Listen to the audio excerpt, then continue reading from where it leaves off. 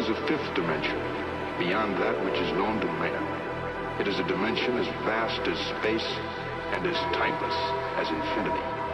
It is the middle ground between light and shadow, between science and superstition, and it lies between the pit of man's fears and the summit of his knowledge. This is the dimension of imagination. It is an area which we call the Twilight Zone.